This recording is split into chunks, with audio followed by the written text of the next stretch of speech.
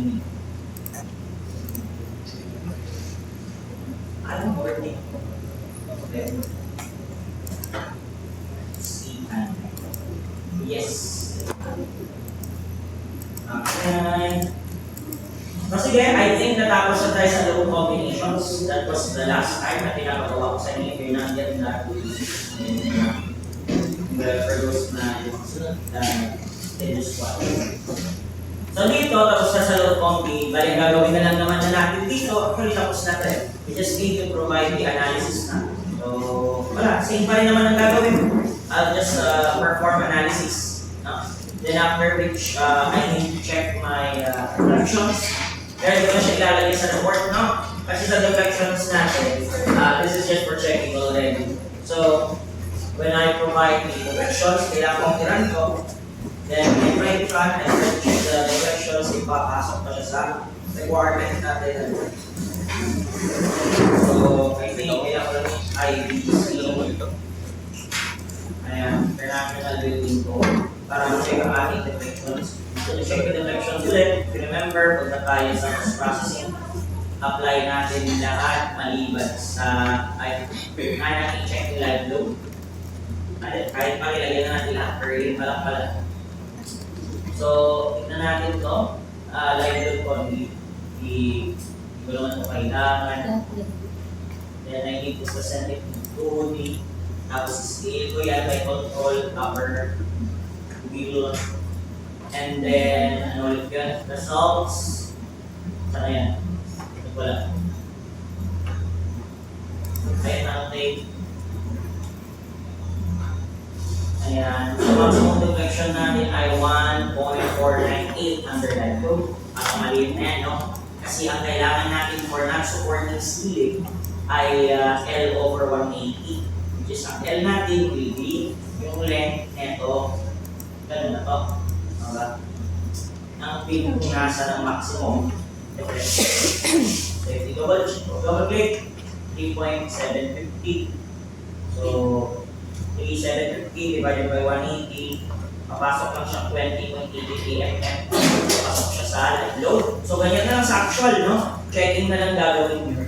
And then for the wind load positive, siya ay maliit lang 0. Wind load negative, siya ay nasa dulo, 3.958. Pero pag ganyan, magbabago yung length, so be considered.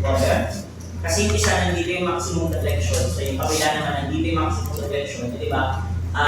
That is L times 2, no? Kasi na-overhang siya. Why? Kasi yung L natin dito is support to support distance. Eh kaso yung nasa dulo, overhang yan.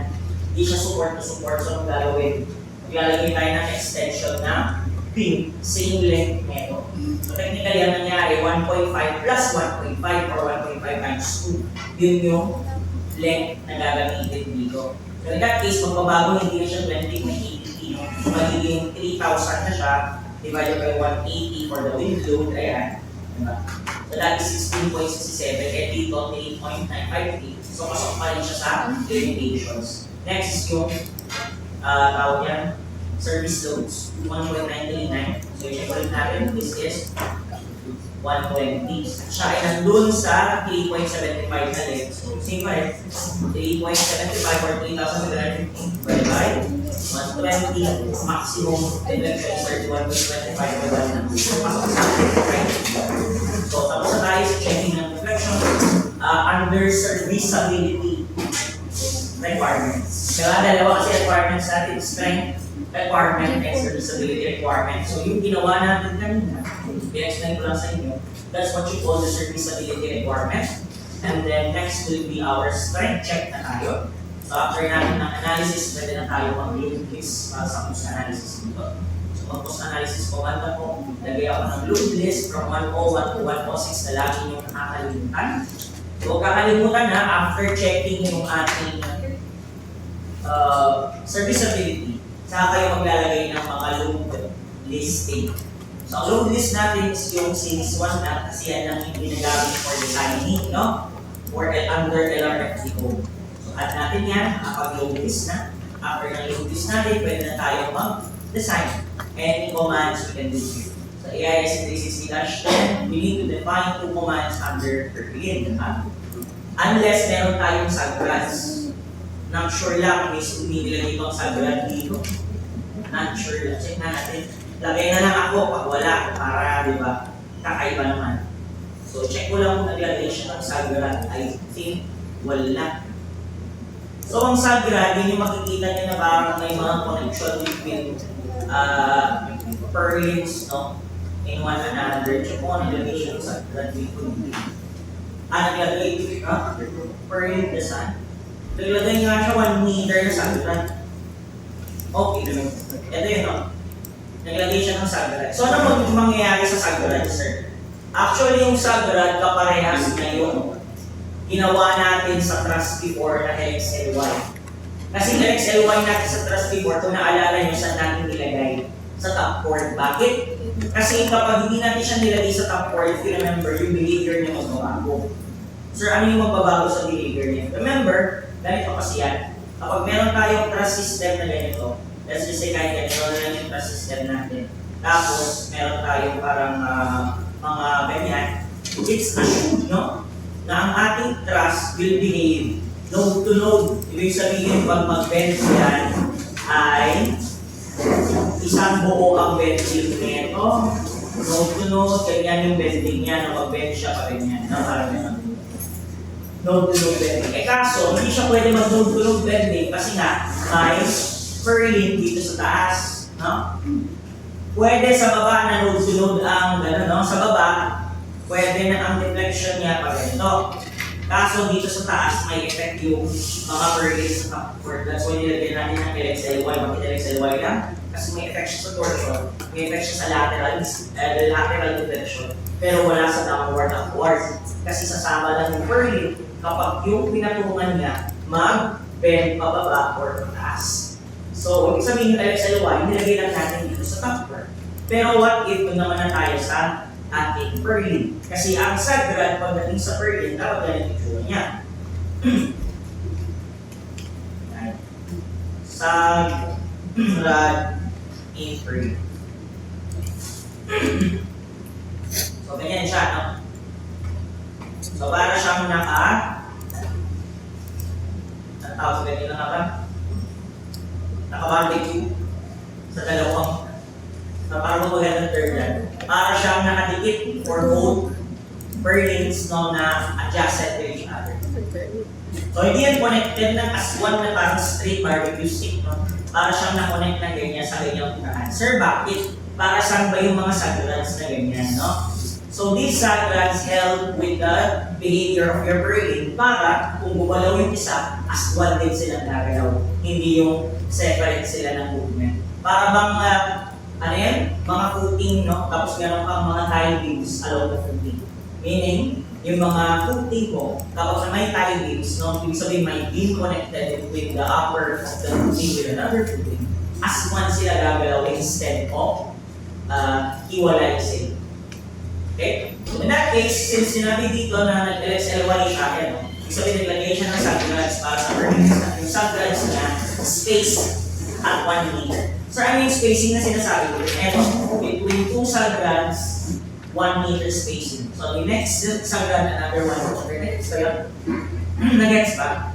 Bakit sabihin yan, yung gano'n natin, etong beam natin na to, or in this case, is the purlin. Meron siyang tig 1 meter na para bibigil sa kanya para umikot at para hindi naman siya pumigil umikot. Tama, pumigil umikot at pumigil mag-bend ng sideways. Kasi yun na yung same concept dun sa top chord ng ating thrust. No? Kung naglagay tayo ng subgrads, LXLY pa rin ang ilalagay natin na spacing ng mga subgrads natin. So in that case, pagpunta natin design, ilagay ko dito, define parameters natin, unahin ko malamang yung method natin. The method is LRFD, since gumamit tayo ng load factors, click add. Next, yung yield strength ng ating purlin, which is specified as grade 10 A36. Tama? A36 na bakal ang pinakamainam para sa ating mga channels. If you remember, under ASTM standards, yung naka-black, di ba? If naka-black, most preferred. If white, hindi preferred pag green, delay na po. So since A36 ang pinakamaganda for channels, hindi 1, 2, 3, example natin, 248,000 kilopascals weight at pero dito na naka-assign. Then after nun, lagay na natin sa LXLY. So ano yung sinabi doon? The side rods are spaced 1 meter from each other. Ngayon, lagay natin dito 1 meter. LX 1 meter, LY 1 meter. This is only for instances na require ang sagrad. Sir, kailan ba nire-require ang sagrad? Usually, kapag maliit lang yung area ng roofing, I think that's enough na siya na yung purlins na yung parang pinakamaliit na skeletal system mo. Pero pag malaki kasi yung roofing, ang idea niyan is, alam niyo, masyadong malayo yung purlin sa left na dulo dun sa purlin na nasa right na dulo, parang ganun ba? And since malayo sila sa isa't isa, there's a possibility na yung mga effect ng pressures, lalo na sa wind, ay magkaiba. So in that case, para hindi separate yung behavior ng mga yun, ang ginagawa na lang, pinagdidikit na lang sila isa-isa. So kailan nagsasagrad? Kapag malaki ang area ng roofing yun. Sir, malaki ba area nito? If you remember, yung dimensions ng ating three-story office is 42 by 22.5. That's plus 1.5 extension in all axes dahil sa overhang. So in that case, malaki na siya. Kaya if you're asking, sir, ba't di na nagsagrads nung last? Kasi maliit yung area ng roofing compared na dito na sobrang laki na nung area. So it's up to us to provide sagrads or not. Pwede rin hindi. Pero later, malalaman nyo na lang sa analysis the behavior somehow is iba yung pinapakita niyang mga deflections, iba yung mga pinapakita niyang design criteria, baka pwede pang paliitin or nag-fail pag walang sagrads, ganun kasi. So, i-check nyo na lang yun. Pero ito lang masasabi ko, pag larger area, ang roofing nyo, mas magandang lagyan nyo na lang ng sagrads para extra smooth. Imagine pag nahila yung isang purlin, hindi ahayaan yung susunod. Na hindi ahayaan yung susunod, hindi ahayaan. Kasi connected sila. Ako ba? So yun yun, no? So lagay na ng LX. Next is LY naman for the lateral radio. Ibig sabihin yung dalawang purlin pag nag-bend to sideways, malamang pipigilan nito. Hindi dapat mag-bend siya sideways kasi, di ba? Naka-connect na sila. So LY is 1. Pero ang downwards motion, sasama lang siya. So eto, assign view natin. Lahat. So yun yung bago natutunan natin dito One is gawa ng bagong section na wala sa American Code. Okay. 2 is yung paglalagay ng sagrads. Kasi usually pag mga large projects kayo dyan, makikita may sagrads yan kapag maninipis ang mga purlin. Kasi ganun yan pag maliit ang purlins or manipis ang purlins, baka mas magandang gagyan mo na lang ng sagrads para hindi na kailangan palakihin pa. Okay na yung maliit. Basta may sagrads. Okay? And then, after niyan is doon na ako sa commands, no? So sa commands, ilalagay ko dito, check code, click add, take off, click add. Pwede na natin i-check sa code kung pasado o hindi, base dito, and then check kung gano'n kapila. So that's fine.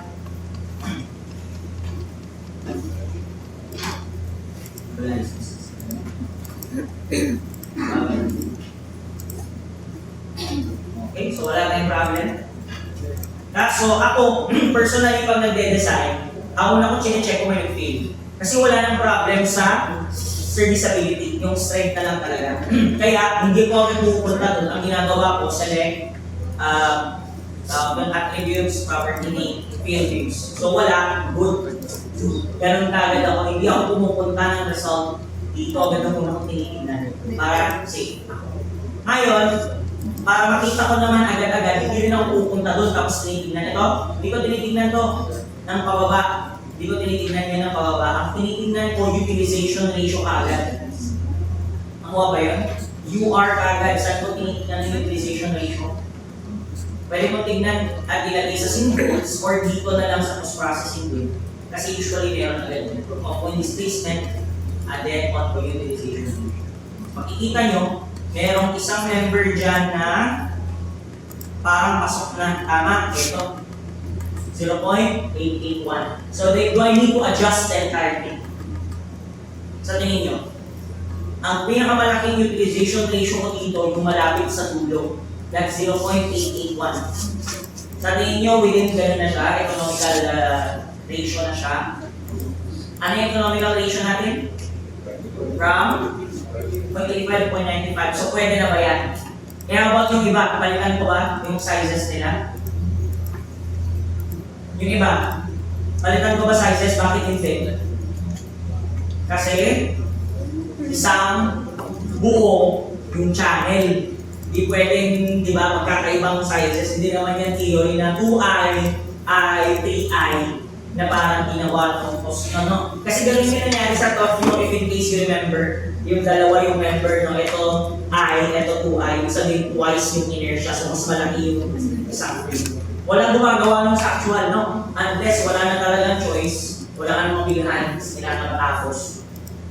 I-calculate mo, pero imposible. Probability mo yung buo, paano yung connection niya, transfer, shear, transfer mo. Hindi pwede. Isang buo ka na. So, okay na to. No need to redesign. Pwede na natin tignan yung pinakakailangan ko, which is yung weight niya. So, check the weight. I do hope para sa ng weight. The weight is 2.746. Lagay ko na lang siguro sa thing para kung makalimutan with the length na center.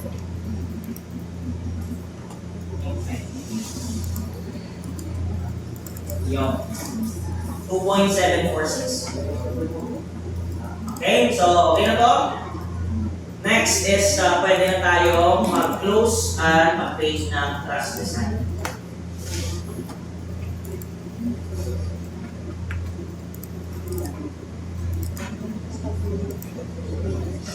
So, gawa na lang ng bagong folder truss. Yan.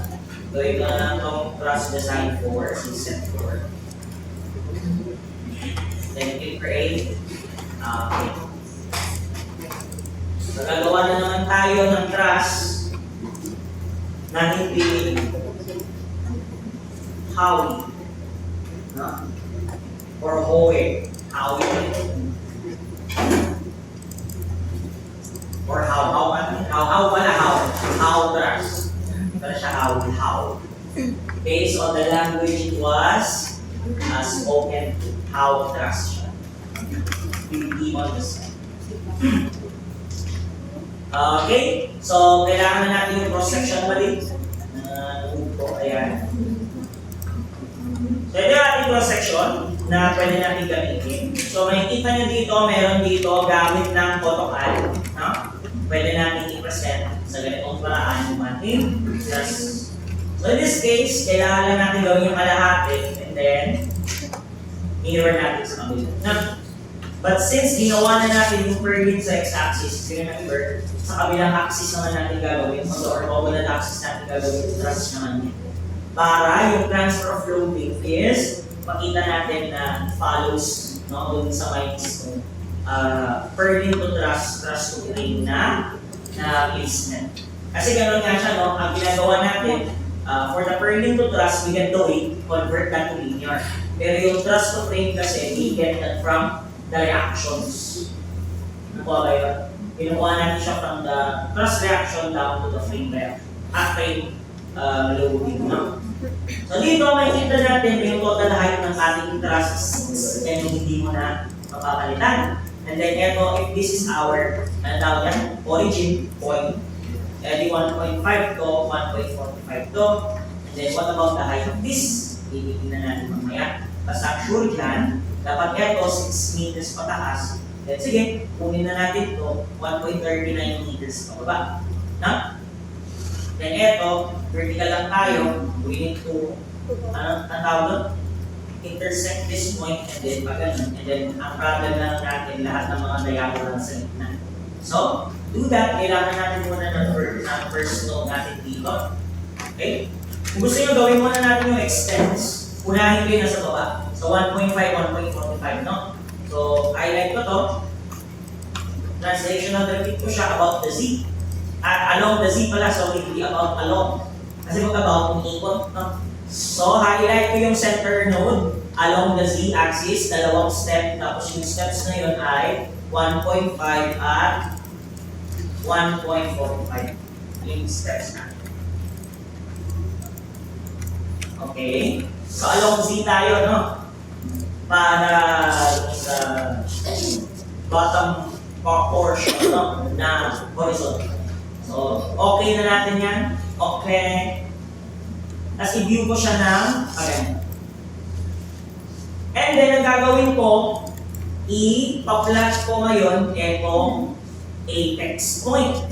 So, paano ko i-plot yung apex point? If you remember, itong 1.5, yan na yung overhang.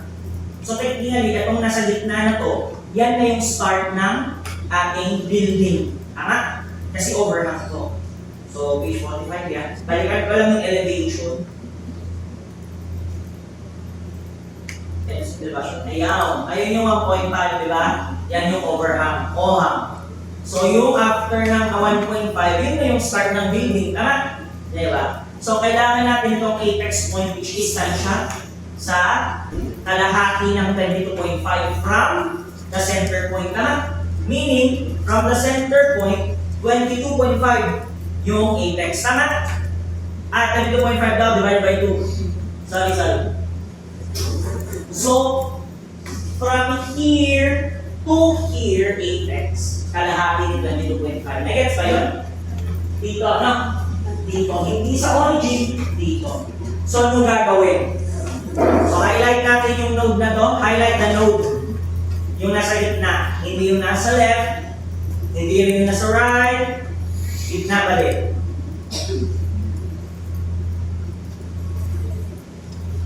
Okay, gitna. Na-highlight na ba? Then, Control C. Pakipindot. Then, pakipindot ulit yung Control V. Dapat lalabas yung interface na. So, wala akong ginawa. Control C, Control V. Meaning, copy-paste doon sa mismong node na to. If 000. Ano yung sabihin niyan? From kung nasaan siya ngayon, saan mo siya i-move. Nagets nyo? Hindi siya based sa origin. Naka-base siya kung nasaan siya currently. Nagets ba? Nagets ba yun? So, i-move ko siya 6 meters pataas, yung height ng ating truss, at yung kalahati ng 22.5, which is ilan? 11.25. So, sa Y, 6 meters. Sa Z, 11.25. Nakuha ba yun? That is the location of your apex point. Nakuha ba yun? 6 yung Y, 11.25 yung Z from the center nito. So, click OK, mapapakita yung nasa taas doon. Sir, bakit iba sa atin? Siyempre yung view, ilagay nyo siya dito sa left. No? Ilagay nyo siya sa left view para makita nyo yung 2D ba rin. 6 yan.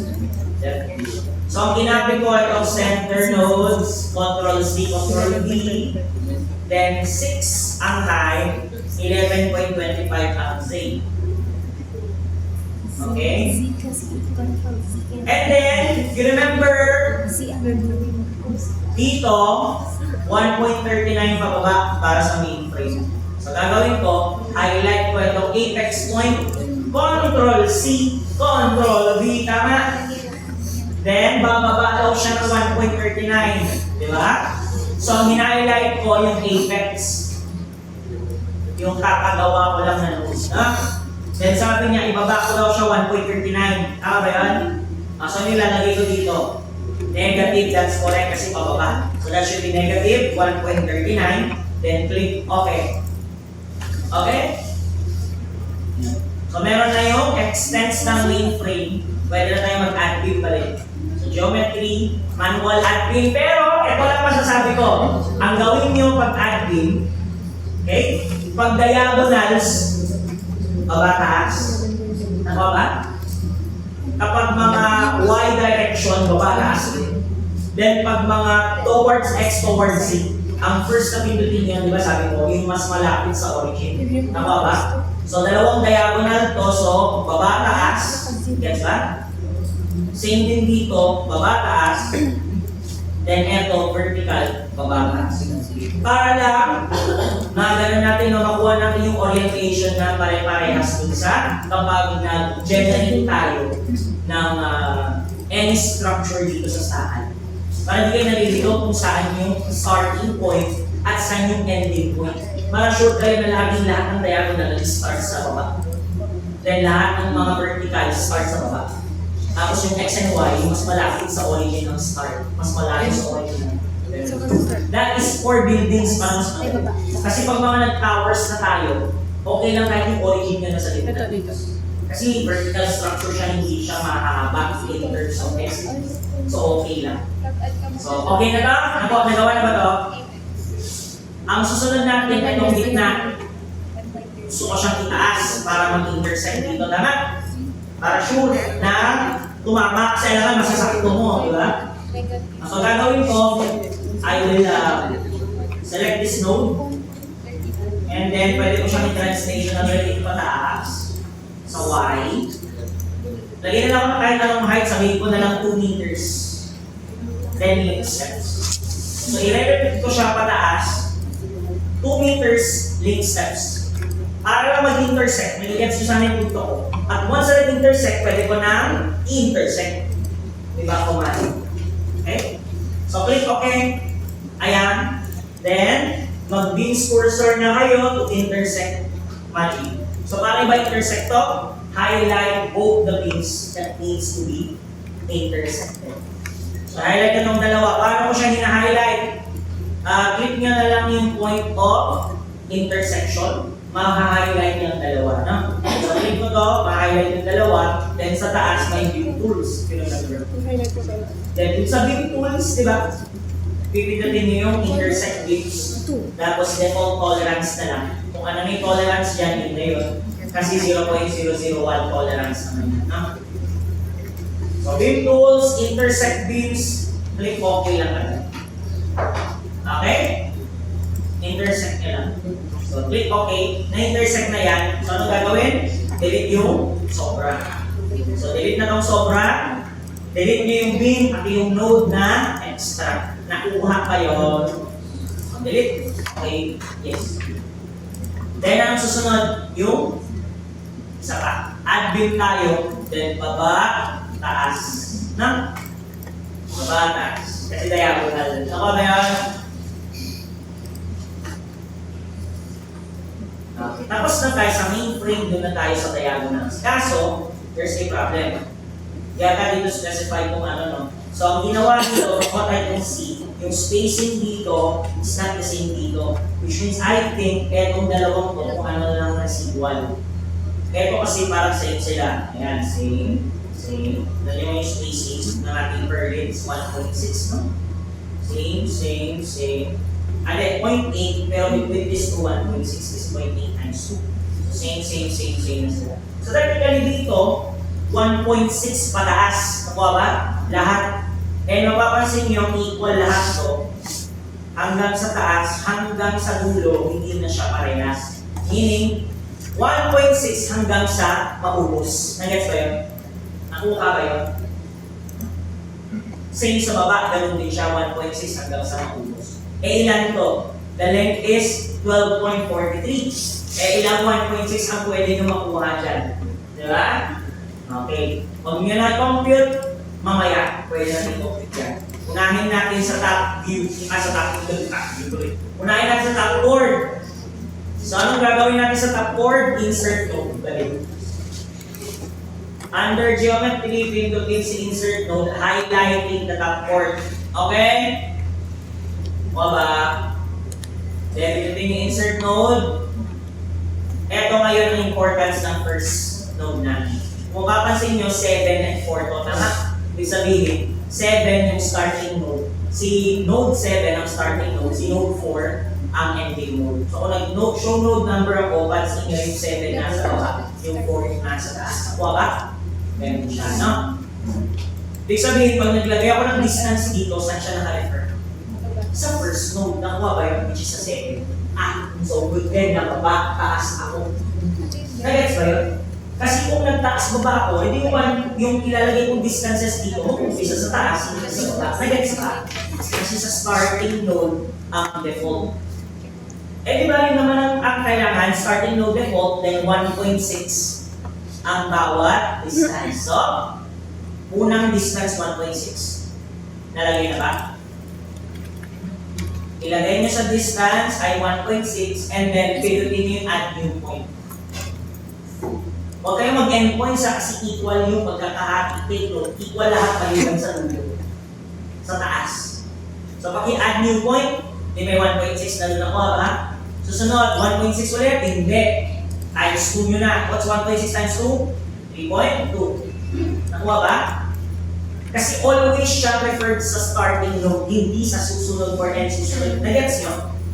Kaya ang susunod 3.2 kasi 1.6 plus 1.6. Nakuha ba? Nakuha ba? Add new point. Susunod plus 1.6. Ilan? 4.8. Then add new point. Ang susunod plus 1.6 is 6.4. Tama? Nakuha ba? Then add 1 plus 1.68 plus 1.6, 9.6 plus 1.6, 10.2 plus 1.6, 11.8. Then wala na. Kasi pag 11.8 plus 1.6 na 13.2 na yun, sobra na balik. Kuha ba? Ay, wait pa. Wait na. Bakit may 40? Ba't ganyan yung 40? Mali ako dun sa 10.2. Remove. Okay? So 9.6 plus 1.6 is 11.2 pala. May ba? Yan na yung last.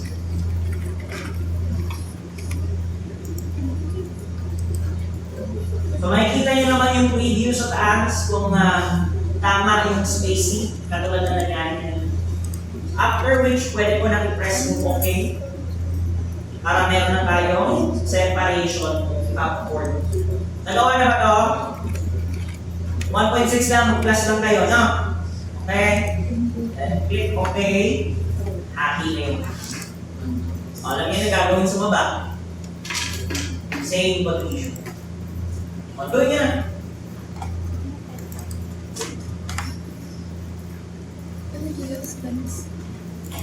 Kaso sa baba, tingnan niyo kung kakasya pa, no? Parang hanggang ganun na lang siya, 9.6 na nakakasya. Wala na. Okay? Hanggang 9.6 lang siya, hindi na siya lalagpas ng 9.6 kasi masyadong maliit yung length na nasa baba, no?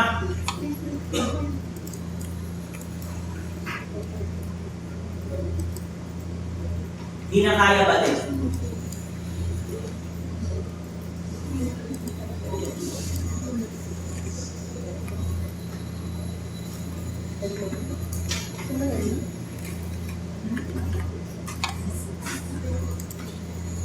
Ako na agad na.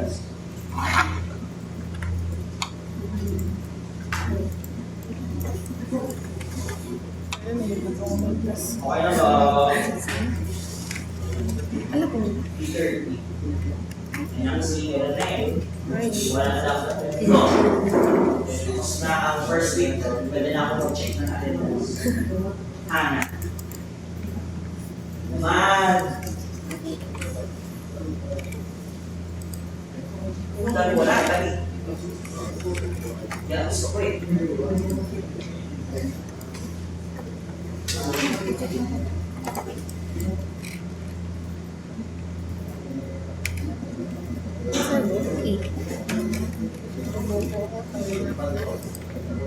Ayaw ah.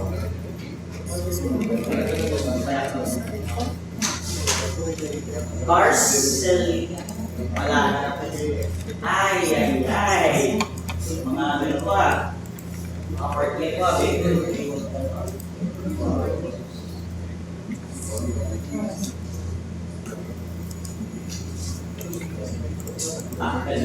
Nagawa mo ba?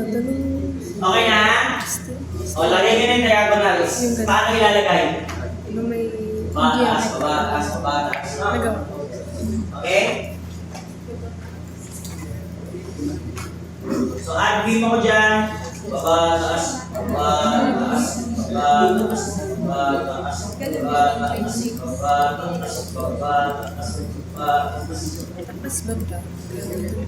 This is for just in case later on meron kayong ina-analyze na mga end actions.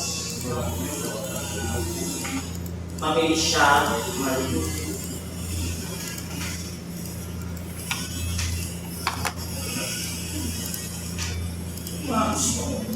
Absent ka. Nang ma-record ka agad. Nang ma-drafting ka agad.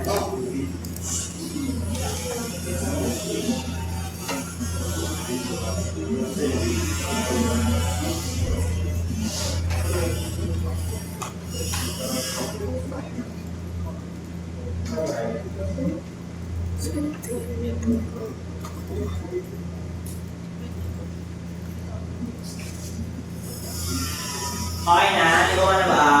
O pwede na tayong mag-mirror. So paano mag-mirror? Kailangan mo natin i-highlight lahat ng gusto ng mirror. That's the first thing. So highlight everything. Pwedeng drag and drop, pwedeng control A, pero make sure that your cursor is under beam cursor. No?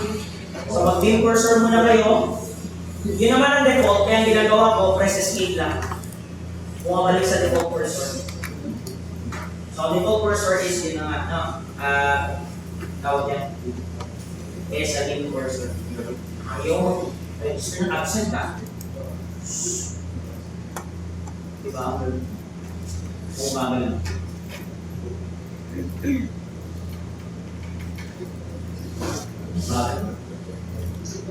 Okay, so highlight all, control A. And then mirror, ang mirror katabi ng translational relief. Tabi lang sila pa din.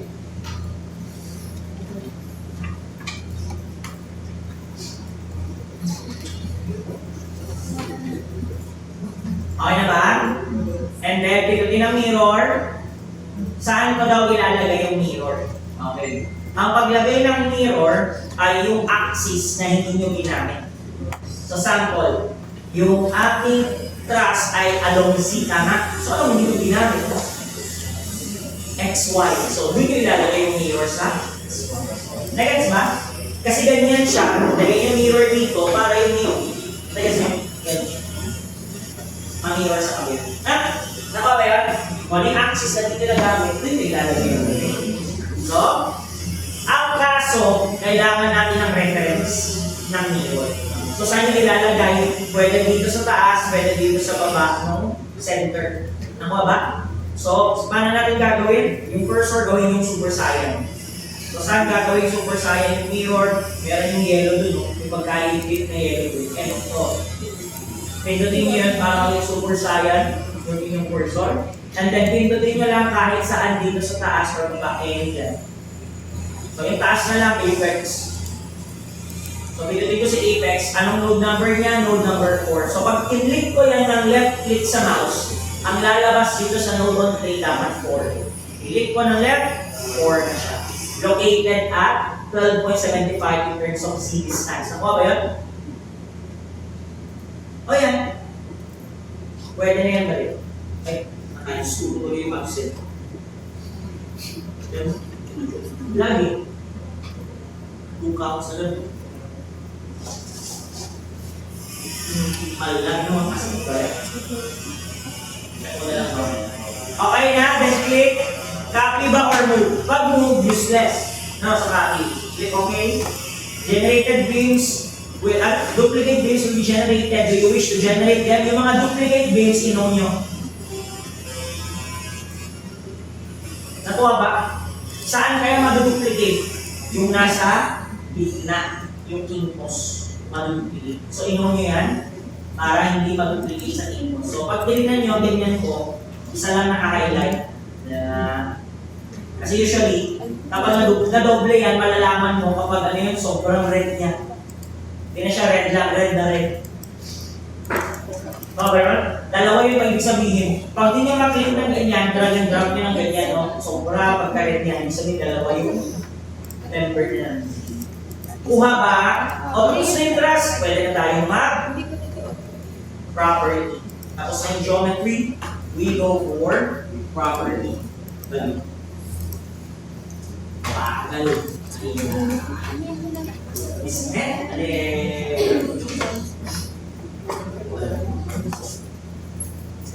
I'm speaking of siya. Kawawa naman. Kala.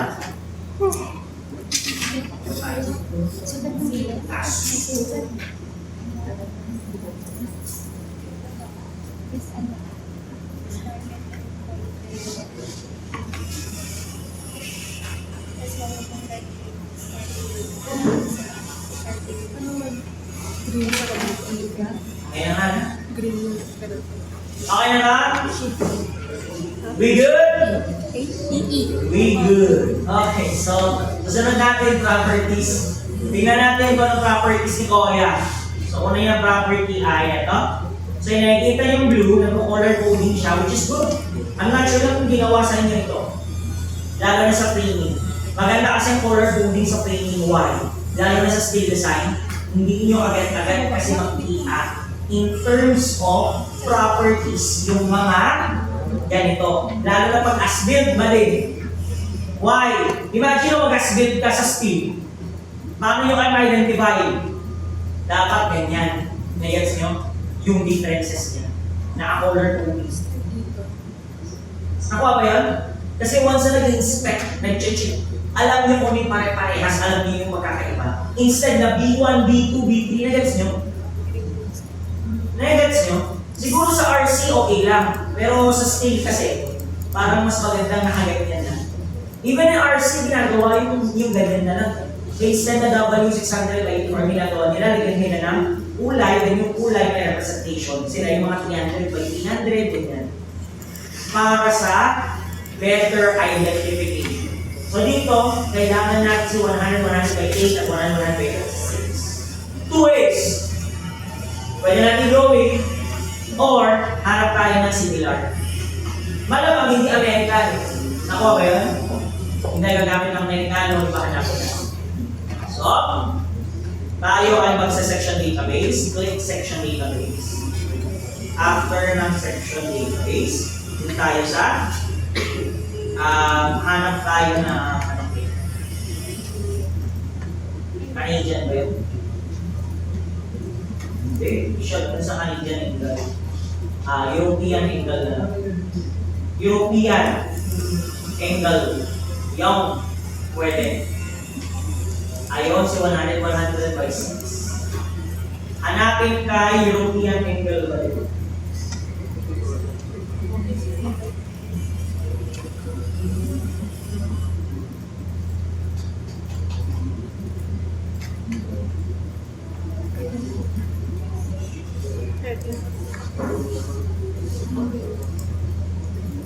European. Oh, tatlo lang sila. Kasi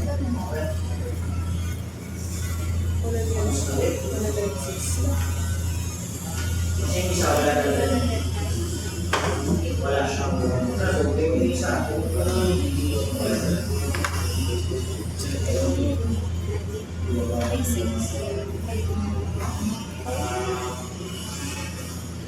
Okay na?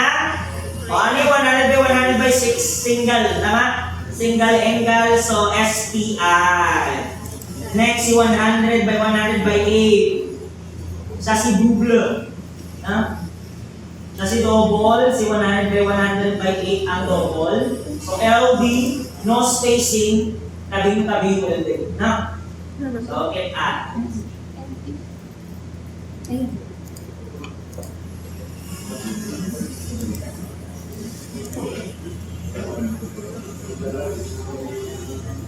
European angle. Sa baba lang yan, palaki ng palaki habang pababa ng pababa.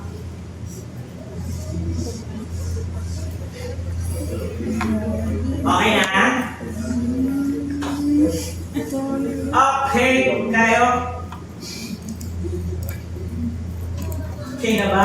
Wala niya saan lalagay. Main frame, ayan yung blue, tsaka yung inner.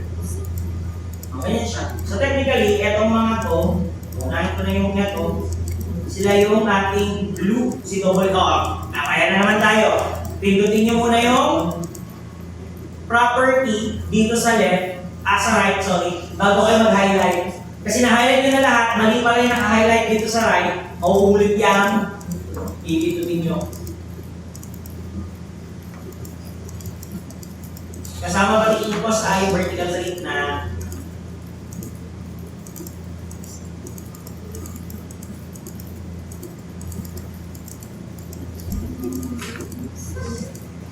Okay na ba yan? Highlight dito sa double angle, tapos i-highlight natin yung mga unassigned, no? Ayan, highlight double, yan, then assign double angle, click yes. And then, yung select ulit, if you remember, select, then attributes, missing property. Ma-highlight yung mga wala pang property. Pero, before doing that, sabi ko nga, i-highlight ko muna itong member property na to. No? Kasi pag hindi na nakakapindot, marire-start yung pagkaka-highlight. So, attributes, select attributes, missing property, the rest is ma-highlight na and assign.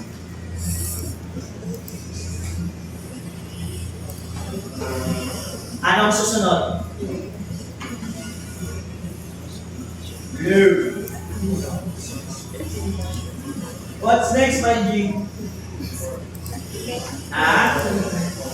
Beta, angle. Tama. Bakit? You need to check the 3D. No? So, titignan natin yung 3D dito sa mga yan, sa may kabila. If you can see, Japanese ulit siya. No? Nasa right. Sa tapos. So, nakakababa. And hindi lang yun, pati sa bottom chord natin. Take note, this is considered as bottom chord. Ito, nasa ilalim. Titignan natin yung bottom chord. Japanese ulit. Nasa pato. No? So, anong gagawin natin? We beta angle the entire bottom chord with the bottom horizontal, no? So, gagawin natin beta angle, create beta angle, anong degrees? 360. Para bumalik lang sa dati. Congrats, wala kang nangyari. So, 180 lang, na? So, pati 180, click OK. So, lahat lang ng nasa ilalim. Parang ng activity, tulang mo rin. Pero maganda dito, wala sa gilid. Baba.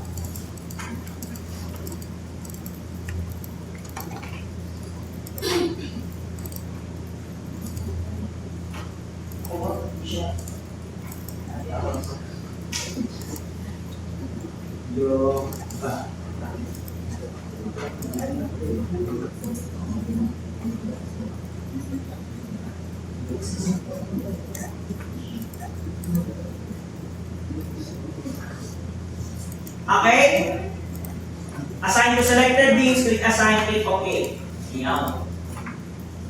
Aba, para all right, tama yung kanyang pagkaka-ayos.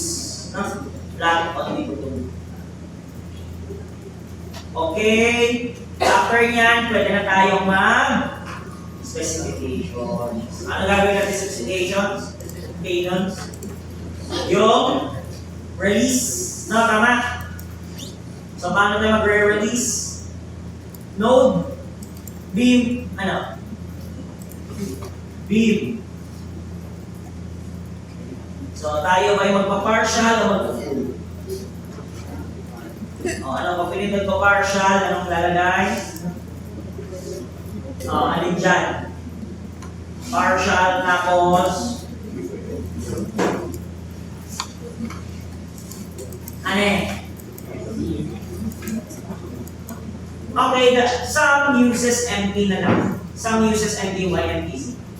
Depende sa behavior ng ating joints. No? It depends on the behavior of the joints. It depends kung ano yung pinaglagay ninyo connection. Technically, ito kasi welded. Pero kung meron kasi tayo ditong ano tawag ito? Guide or still design manual. No, na pwedeng gamitin. Kasi dito, ang ginawa niyang releases is, I think, is not. Ako na lang masasabi. So, I think ang ginawang release dito is yung MPY and MPT, excluding yung ating exception. Because somehow, that's welded type of connection. Tawag ba? Hindi dapat siya i-ikot eh. Or ang pila lang para mas madali. I think MPY. Let me check. Kung wala sa manual, I'll check sa nabubuksan ba ako? May bubuksan pala. Mark. Okay. Huwag na ha. May bubuksan ako. Hindi na. Ayaw. Ay, check ko lang para sure. Kasi pwede either of the two. Depende tayo sa behavior ng ating connections. No? So kung ang connection natin na may welded, usually yung ginagawa ko yung empty na lang para sa ulit. Tapos nag- Is, oh yeah, tama ka. Diretso ba yun? So, empty na lang. Empty tayo para lahat. Sir, bakit? Pag MPY, MPC kasi, ang mangyayari dyan, you don't allow distortion to happen or mangyayari doon is may reaction siya distortion. Dito kasi, ibig sabihin niya, in all moments no transfer. Ayaw nga pala. MP pala dapat to. Kasi the idea for ganito, in actual, di ba? In theory, sorry. In theory, is pin supported siya. Pero you present resistance. Kasi hindi naman talaga siya bolted or pin supported in those connections dun sa joints. Kaya empty lang yan. Okay? So sa beam pala yung MPY, MPC kasi technically two-dimensional attachment siya. Hindi siya yung point-point. So, add natin MP.99 sa start. Next is MP sa end.99. So start and end, no? So ano yung mga kailangan? Yung mga diagonals, tama? So highlight nyo na. Ako para ma-highlight ko siya, balik akong properties, pindutin ko yung mga diagonals ng ganyan, then balik ako specifications na highlight pa din sila. Kaso, hindi lang sila naman, lahat ng yan balik sa loob. Lahat balik. Ang nasa loob. O yan. At makapansin nyo sa specifications, pag kinlik ko ito, hindi na re-restart. Good. Okay? Ganyan. So yung main frame lang yung hindi nakalagyan. Kasi considered 1 to, considered 1, isa. Then the rest considered connected, welded. Bent and broken. No? So yan. So, assign to selected view start, sa baba lahat. And ito naman, assign to selected views end, sa taas. Sir, ba't ang liit ng bilog? Kasi laki ng building, hindi ganun kalaki ng bilog. Na?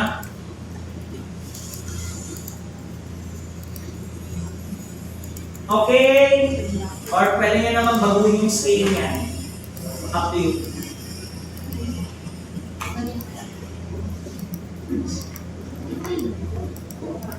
Ito yung bago ko ituturo, yung support sa rhyme, ang gagawin ko roller siya. May sabi pwede gumalaw. Kuha ba yun? Pwede siyang gumalaw. Along the z-axis, kasi nasa z tayo, tama? So magmumukha siyang parang anong tawag doon? Short. Pwede short slot or pwede long slot. Nandun na connect, pwede gumano yung support sa gilid. Kailangan natin malaman yung kanyang displacement. Bakit ilalagay na short slot o dilim? Pag gumalaw na. Hindi ko magano dapat. Very.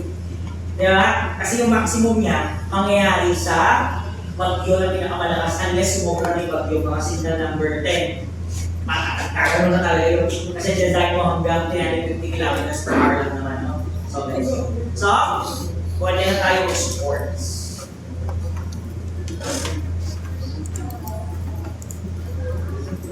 Okay.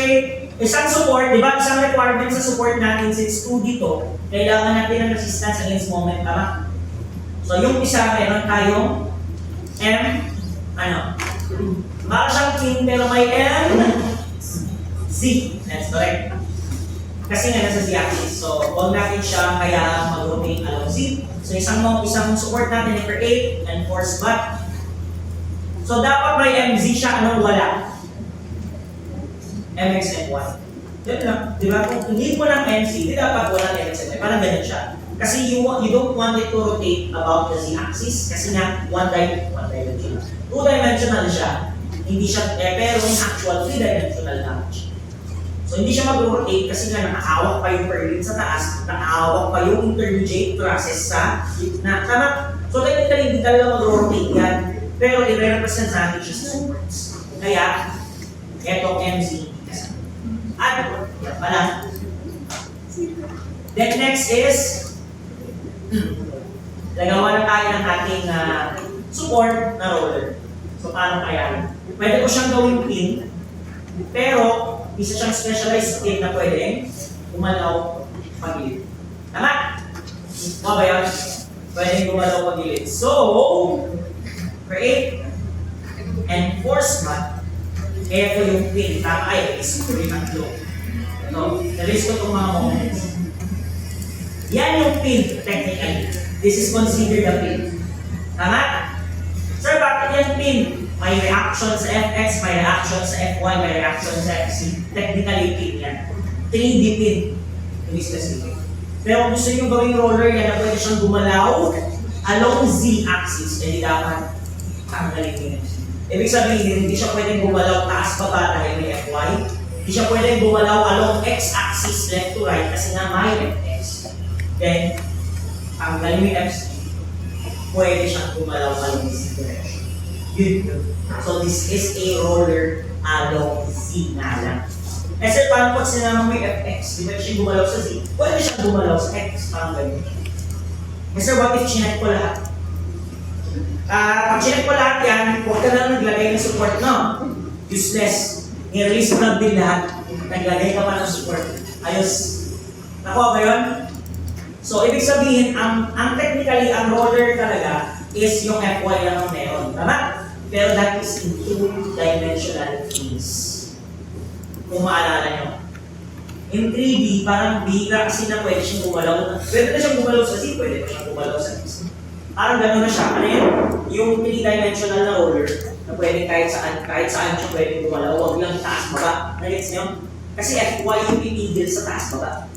Pero pag Fx, Fc, parang na siyang 3-dimensional roller na hindi na left right. Pwede dito, pwede diagonal, siya pwede dito. Ganun na kasi yun. Sa Fc lang, mga ba yun? Click add.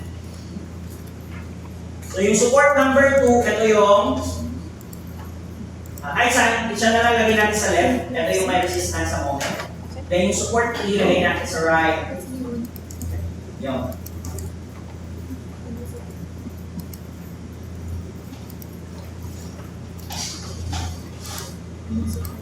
So ibig sabihin, magkakaroon tayo sa disability sa wing.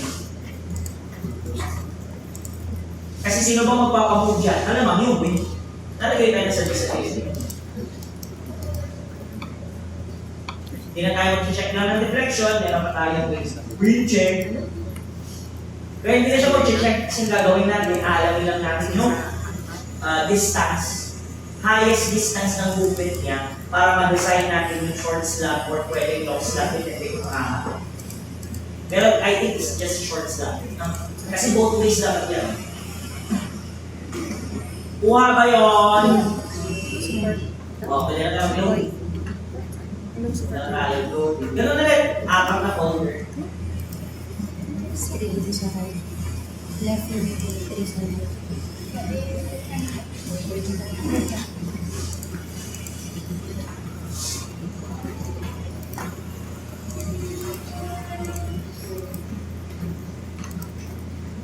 Apat na folder ulit tayo.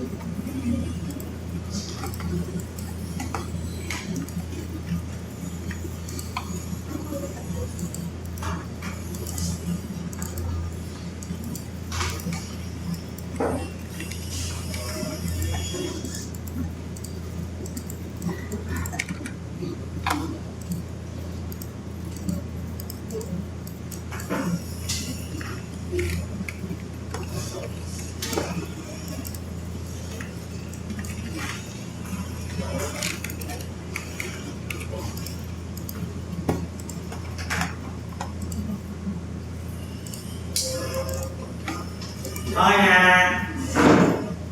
Okay, so deadlock tayo. Deadlock. Pero bang din, sabi na gawin dito sa gaya. floating na bed. Insulation. Wala naman yun pa rin.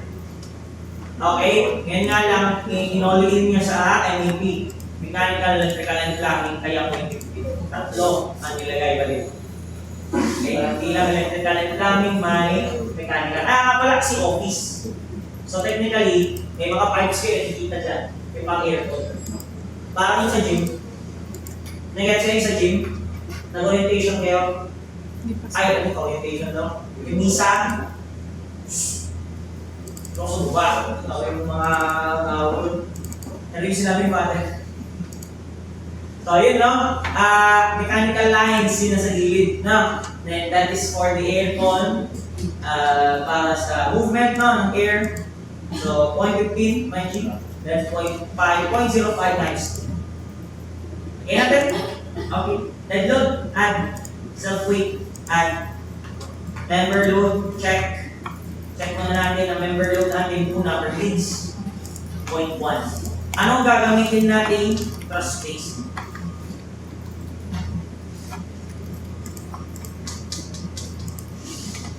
Anong gagamitin natin? Truss spacing yan. Kita nyo mga hazards. Sir, bakit 3.75? Eh, di ba 3 ginamit natin ng class? 3 ginamit natin sa wind because it will give us the higher force. Technically, you select the one that provides us the higher force or pressure. Area kasi yun. Ito kasi, directly getting the linear load. So, higher force pa rin naman, tama? So, dapat ang idea nyo is higher force. Bakit? Ano ba mas malaki? Times 3 times 3.75. Hello? Times 3 times 3.75. Times 3.75, tama? We will use 3.75 in terms of linear loading. Kasi pwede natin iset yan na times 3 yung mga, eto, ayos yun, we can set yung mga nandito ng thrust na times 3. We can set yung mga nandito ng thrust na times 3.75. That's correct. Pero di ba, anong ginagawa natin? 1 representative of all. So, ibig sabihin, pag 3 meters ginamit nyo, ang ginamit yung 1 representative of all, etong thrust na nasa gitna. Nagets nyo? Pero, mas maliit ang binubuhat niyan compared sa thrust na nasa dito. Tama? Why? Because the area is different. Nagets nyo? Tama ba? Well, ibig sabihin, you can design this 3 meters thrust, kalahati. Di ba yun sinabi ko, kalahati? So 1.5, 1.5, you're analyzing this thrust. Or, you can analyze this thrust. 3.75 divided by 2, 3.75 divided by 2, so technically 3.75 larger area. Means, mas malaki binubuhat kayo compared dito. O, di ba, 1 representative of all tayo? So, what will you select? Higher force. So, mas malaki binubuhat nito, siya na lang para sa lahat ng thrust nyo. Nagets ba? Nakuha ba yun? Pero in terms of area, yung ginamit pa rin natin yung 3, bakit ulit? Kasi, smaller area means larger pressure. Ibig sabihin, larger force consideration. Nakuha ba? Yan ang gagawin natin. So, dito, lagyan natin sa weight.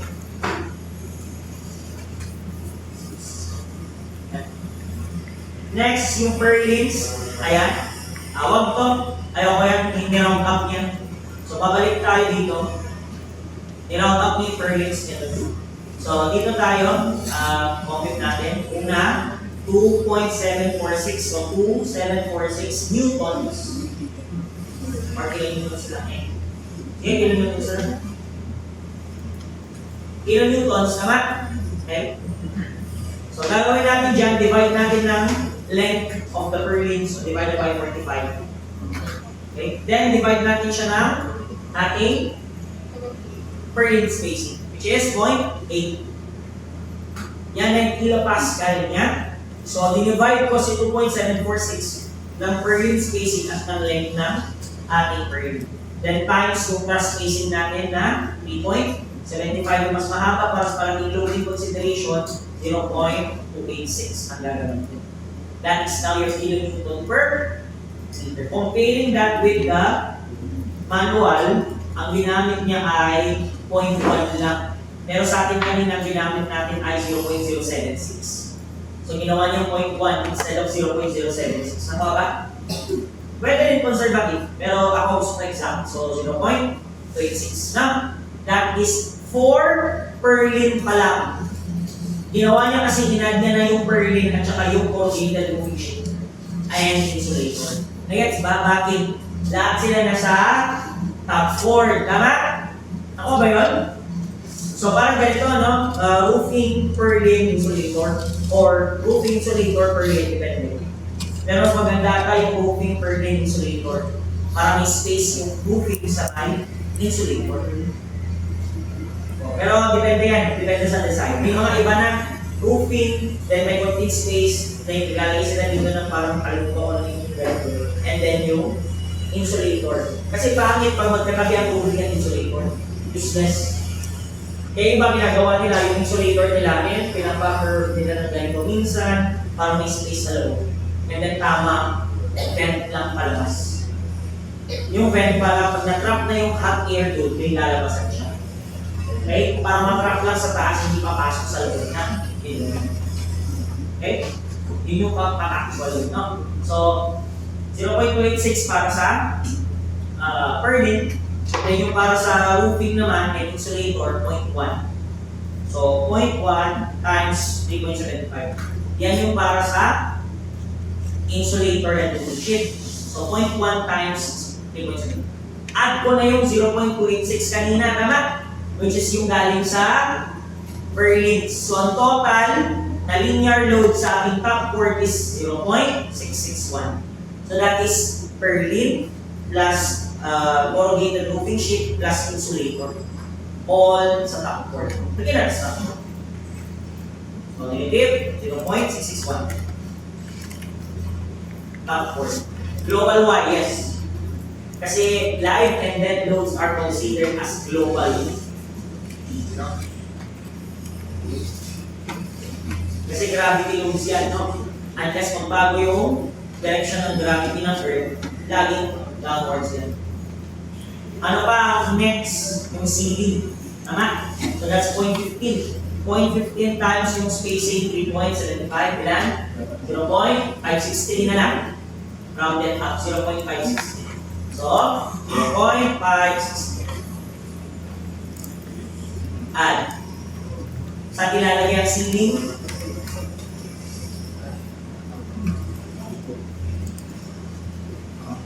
Saan ilalagay ang ceiling? O ceiling ba to? Hindi, MEP lang yan.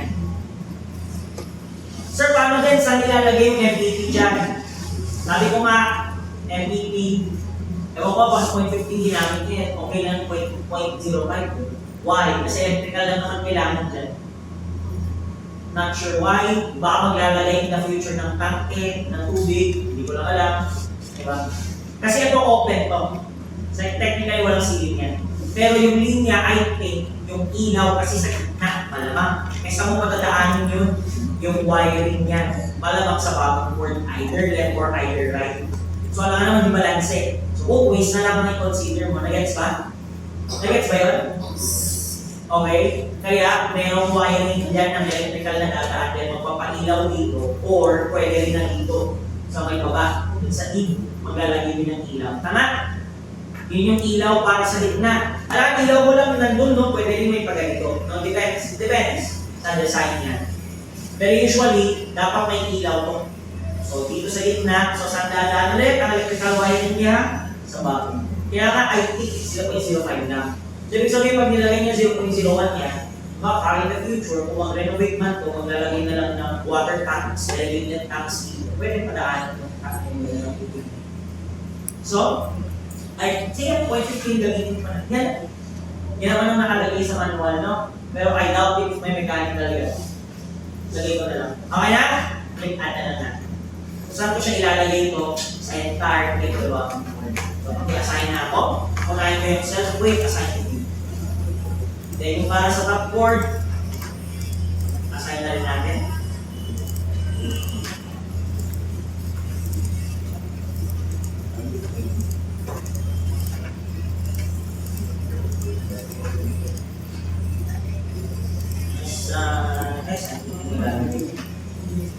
Okay? Top chord ay pang top chord, bottom chord, kasama pati yung flat horizontal.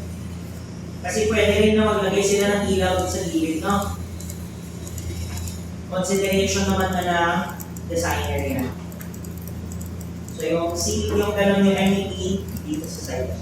Excluding ceiling, kasi open yan.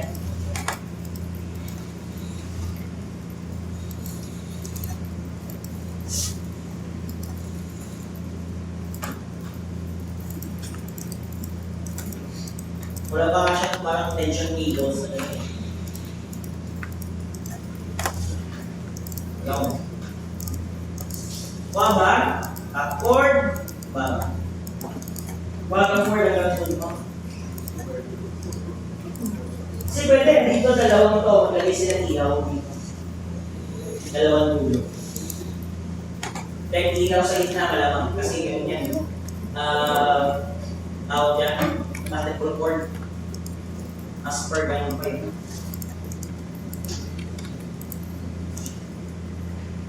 Highway yung dapat, highway yung dapat ng ilaw din. Ilaw yung ilaw. Yung lang sa nasa ilaw sa speakers yun. Okay, next live load tayo. So gano'n pa rin, what's the minimum live load? 0.6 times 3.75, ilan? 2.25. Yan yung para sa live loads. Ito at sa ibang paraan ko gagawin. Para maliba. Happy ko to. Saan yung live load, no? Saan ko nilagay na yung top 4. Lagay ko lang yan. Base ko dito. Balikan ko ng 2.25. Saan ako live load? Ay, one error. Sabi niya. Check the syntax. May space. Sorry. Member load wala. Okay. Nakalato lang yan. Member load ba dito? Huwag yung gayahin. Nasabi ko lang kung ano yung mga alternative. Ayan o. Ito naman. Gaya na lang din naman i-apply. Gaya naman susurukan. Pwede ka naman kawin. Parang bago naman natapos yan.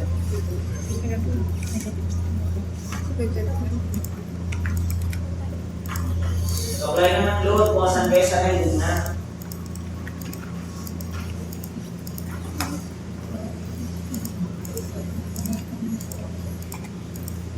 O, may magbabago ba sa wind load natin from Berlin to truss? Ang laki ng change. Ano yung change, sir? Ano ba yung nagbabago sa Berlin to truss? Maliban sa spacing, malamang.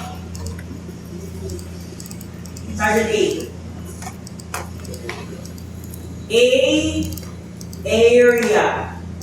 Area, malamang. Tama? Effective area na magbabago, wala na, diba? So, ibig sabihin, dun sa table natin ng NSCP, yun lang yung major change. Yung area. So, same lahat. Area, dati. Diba? So, dito, 250 same. Angle, 75.2. Zone same. Area, diba? Ito, pag ako nag-analyze nito, dinediretso ko. 9.5 na kagad. Sir, bakit?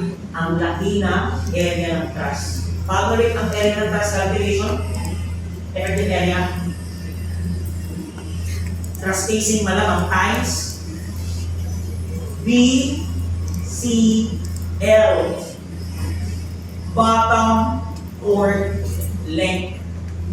Sir, paano yung length? Bottom chord length yan. Pag ano, bilang mo, no, horizontal. So, ibig sabihin, ano yung bottom chord length natin? From dito hanggang dito.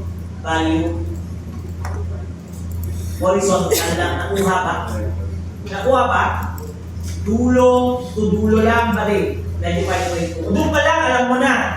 Non-effective area na 95. Why? Sir, bakit ulit naman din yan compared sa ganun? Yun na nga. Ito ay only for low rise kasi. Considered pa naman yung building natin na low rise na school. Pero nasa dulo na siya. Siya na yung kapag dinagdagan mo pa, pag mid-rise na yan, nakuha ba? Imagine, 6 meters na nga yung from ground floor to 3rd floor. Then yung additional nyo pa, 6 meters din yung truss. Diba? Tapos 6 meters pa yung third floor to upper roof view. So 6, ay 3.6, 7.2, plus 12, 19.2 na yung height niya. Sir, 19.2 di ba hanggang 18 meters lang? So teka lang, yung age natin doon is mean roof height, hindi apex height. Every mean roof height natin is 8.2. Less than 18 pa siya, so pasok pa siya sa numbers. Nagets ba? Saan mo nakita yan, sir? Natin ko ba? Bali. Nandun sa ruling yan. Wait lang, saan ba yung equation na rin?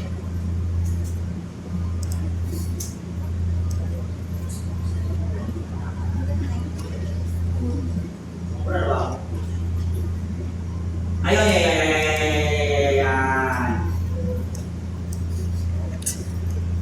Okay!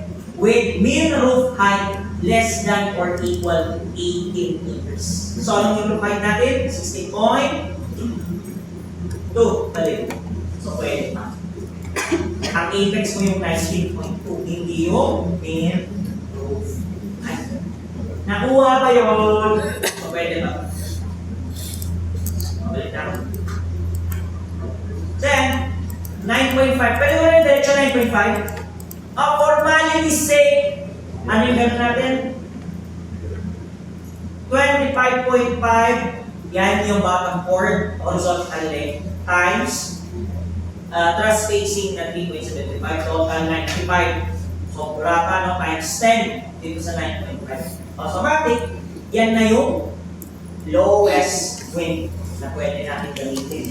Hindi na pwedeng bumaba dyan. Kasi the more na dagdagan mo ng area, the more na bababa dapat yung wind, di ba? Diba? So, yan na yung minimum wind pressure.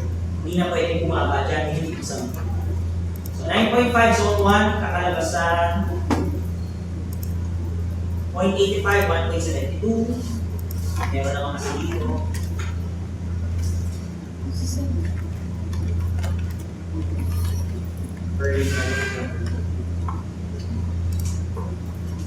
Ayan. 0.85, 1.72. Next, 0.85, 2.44. Then yung overhang naman, 250. Dito yung 9.3. 4.98 pa rin. So, ayun ang kailangan natin. 0.85, 1.75. Ay, 1.72, 2.44, 4.19. So, 1. So, then may 1.19 tayo and times 3.75 na space. Para mas palaki yung blue. No? Lagyan natin. Okay, pagkin natin 0.85, 1.19 times 3.75 lalabas sa 3.72.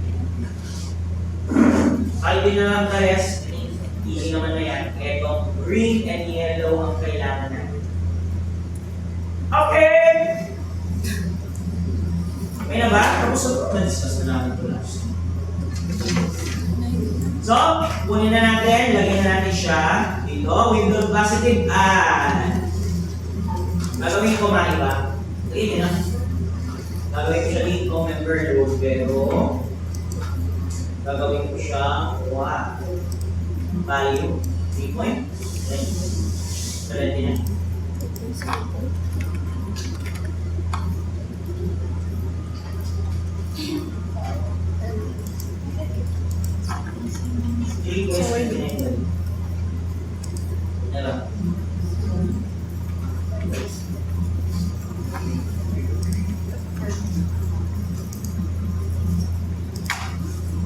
Sir, paano yung overhang? Ano yung positive wind niya? Wala. Isa lang direction ng wind yan. Posible tutulak palabas, ay tutulak pa paloob yung hangin dyan mo, ay tutulak palabas para sa wind. No? Hihinakit palayo yan. So sa negative wind, teka tayo dyan. Kailangan natin yung A distance para sa zone 2 na. So, saan tayo mag-start ng zone 2? To start the zone 2, dito tayo sa dulo. Sir, bakit? Hindi naman yung overhang technically. Ang overhang yung nasa baba. Tama? So, eto, ano yung A natin? 2.25 naman. 10% ng resource of dimension. Pasok ba? Hindi, di ba? 1.65 lang to. Eh, ang ating A distance is 2.25. So, kulang pa ng isa. So, ano pag pinagkanda natin itong dalawa? 3 point something na. Tama? 3.2. Sorry mo na. So, sobra na siya, pwede na yan dalawa. So, ibig sabihin, sa zone 2, you need 2 spans. How about sa taas? 2 spans din ba? Delete mo. Tingnan natin. 1.6, 1.2, 2.25, o dalawang ano. So, ibig sabihin, tig dalawa ang zone 2, tops and bottoms, and then overhang sa ganyan. Ibig sabihin, lagyan na natin ito. O, sige. Ganito na match. Okay. 7.68 positive. Y local. 10.89. And yung overhang natin 18.7. 10.89.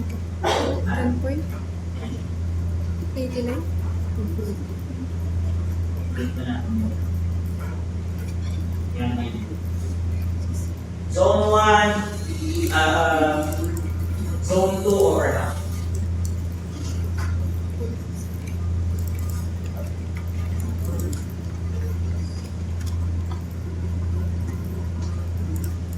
Okay, assign lang natin to, then we're done with the drill. Ay, dami sige, mas sana rin dito. Yung? Mamaya explain ko. Tata. So, dalawa pwede gawin dyan sa 18.7 if you remember. That's correct. Either I place it negative or make it global. Tama? Kasi dapat yung direction niya tama. Bakit ko sinasabi ito? Dami naman nagkamali nito last time. Sa overhang nagkakamali. Why? Sinusundan na lang magtitilit na yung actual direction. Parang dami kasi sa inyo, tinitignan nila yung process. Tapos kapag tinignan, kapag sinubukan na, hindi na tinitignan ito. Kaya nga, tingnan nyo ito, kaya ako siya uunahin. Di ba? Tama ba direction niya? Hindi. Dapat pag ano na, alam mo yung pag humangin, yung gusto mo yung hangin, ilan yung ito, paano yung table, ilan niya. Nagets nyo? Yung opposite direction, dalawang paraan, ano ulit pwede gawin dyan? Gawing negative yung overhang dito, negative 18.7, na y local, or gawin mo na lang siyang global y. So pag ginawa ko global y yan, same direction lang. So pag giny ko yan, pataas na siya. Nagets na? So dapat pataas ang direction. Direction matters, no, hindi yung process. Dapat yung actual na represent pa rin. How about yung zone 2? Sir, saan siya ilalagay? Yung zone 2, dalawang span tama. So 2 spans kabilaan, at isa dito. Ito ba yun? 7.6. 7.6. Sir, bakit? Kasi 80 strands yung 2.25, 10% of the results of the dimension. Eh kulang yung isang span, 1.6 lang yun. So, dagdagan mo pa ng isa, tama? Then the rest, yung mga wala pa dyan, na gitna, so muha na. Manual assigning na lang para kita nyo na.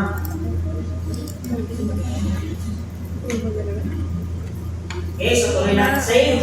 Tuloy natin save.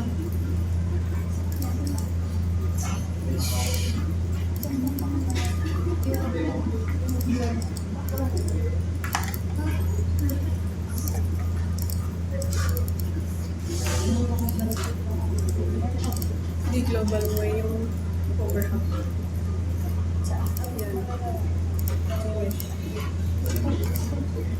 Below combi ang gano'n dito.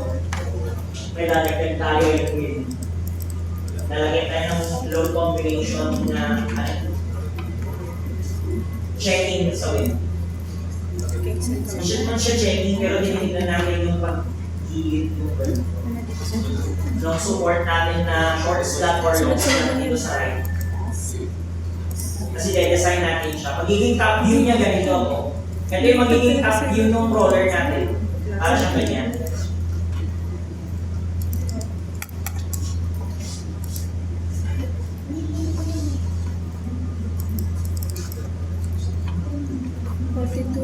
Ito yung magiging top view ng roller next meeting. No? Ganyan siya. Then pwede siyang gumalaw ng ganito.